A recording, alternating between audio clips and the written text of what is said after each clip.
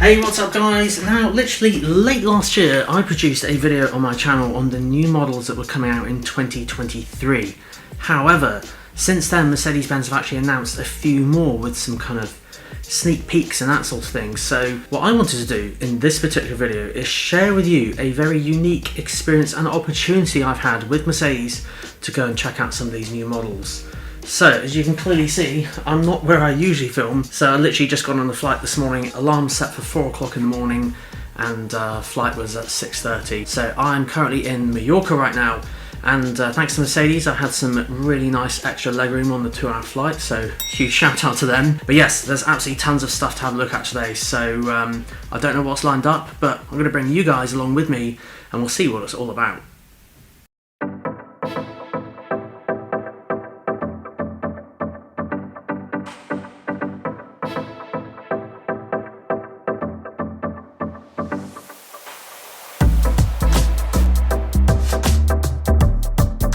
And here they are. Now I should add, these models in this video are pre-production, so spec will vary, so get in touch with your local Mercedes for the exact specifics.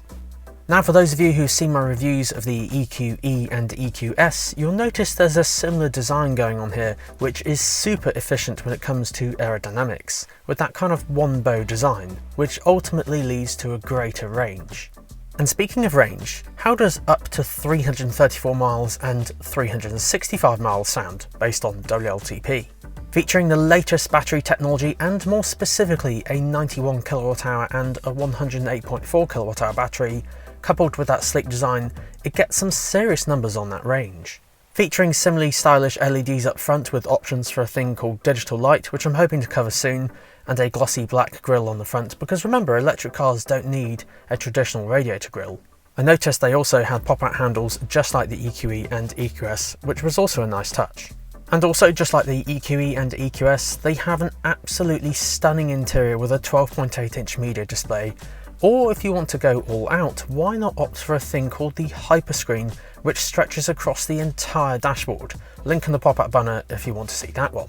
Regardless of the screen size you opt for though, as these are the latest models of Mercedes, they'll feature NTG7, which is the latest generation of MBUX, which boasts features like wireless Apple CarPlay or wireless Android Auto, an extremely intelligent parking camera system to make parking a breeze, and a variety of different displays for the instrument cluster.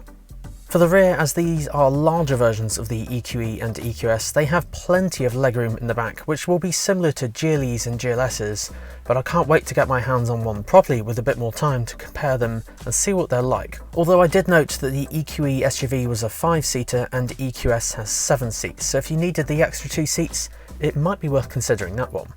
Finally, for the boot, the EQE boot size is up to 520 litres with the seats up, but for the EQS, 565 litres, again with the seats up, but 7 seats as I just mentioned. So 2 stunning new Mercedes EQ models coming soon.